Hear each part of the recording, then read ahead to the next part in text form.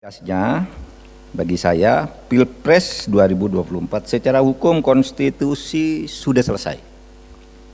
Sudah selesai dan paslon yang diputus menang oleh MK yakni paslon 02 harus diterima sebagai vonis yang mengikat.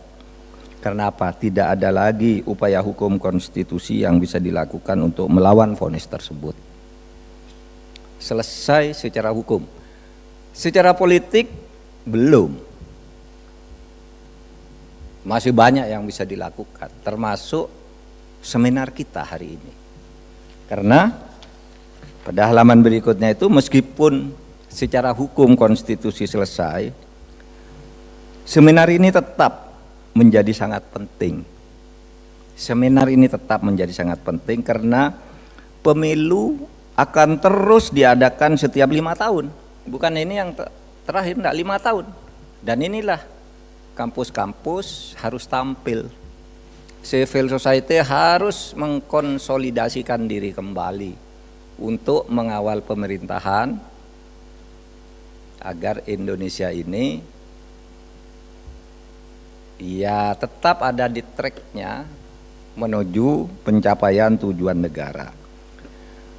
Saudara, saya bayangkan kalau kita diam, membiarkan satu pemerintahan berjalan tanpa pengawasan kita dalam koridor yang benar, ya kita khawatir negara nanti rusak, hancur. Karena begini, kalau orang menengarai,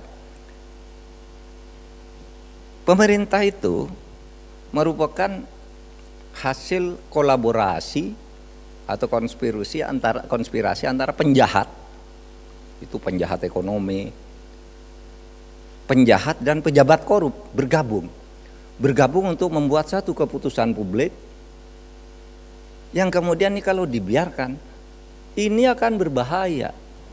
Karena kalau keadaan sudah normal, hukum di dalam kerjasama sama dua penjahat ini, yang satu akan mengkhianati yang lain, akan saling menghancurkan, dan itu yang jadi korban rakyat lagi. Itu yang saya kata ngeri loh negara ini kalau misalnya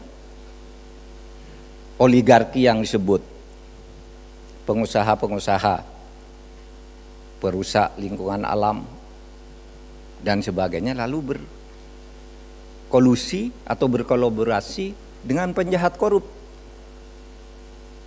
memenangkan satu pertarungan. Wah, itu bahaya, saudara. Itu bahaya. Oleh sebab itu kita jangan pernah lelah mengambil posisi untuk tetap berjuang. Saya katakan dari mana? Banyak ormas-ormas, kampus-kampus, civil society gitu. Saya berangkat dari kampus dan civil society. Saya masuk ke kampus ini tahun 78 sebagai mahasiswa baru. Sudah itu tahun 83 lulus jadi dosen di sini. Saya tidak pernah pergi dari kampus ini, ya kecuali pergi sebentar lalu kata Bu Tuti tadi pulang lagi ke sini. Tapi sebenarnya saya tetap ngajar, nggak pernah, kecuali yang terakhir itu betul-betul tidak bisa lagi menjadwalkan gitu. Nah, kita harus mulai menyiapkan kader-kader bangsa kita yang itu menghindari tadi. Apalagi kalau saudara sekalian nanti orang bikin kegiatan pemilu menang lalu karena terlalu banyak yang dijanjikan menteri-menteri diperluas lagi. Menteri dulu kan 26 jadi 34, nah, ditambah lagi. Besok pemilu yang akan datang tambah lagi jadi 60. Pemilu lagi tambah lagi. Karena kolusinya semakin meluas dan semakin minta, rusak nih negara. Yang sebenarnya sih di Amerika aja menterinya berapa tuh? Cuma 14. Lalu dibagi ke dirjen-dirjen unit yang di bawah menteri, sebuah menteri dikelompokkan gitu. Nah, bahkan dulu saya bersama Mbak Bibif, Bu Nekmah itu di Asosiasi Pengajar Hukum Tata Negara di 2019, itu rekomendasinya dikecilkan jumlah kementerian itu. Bahkan kita mengatakan bahwa Kemenko itu tidak harus ada. Rekomendasinya sih yang dirumuskan Kemenko dihapus. Enggak salah tuh dulu perumusnya Bu Bibif sama Pak Ferry ya. Kemenko dihapus saja tuh, enggak ada gunanya. Karena saya sudah mendengar rencana susunan kabinet gitu, saya perhalus, Kemenko tidak harus ada sesuai dengan undang-undang.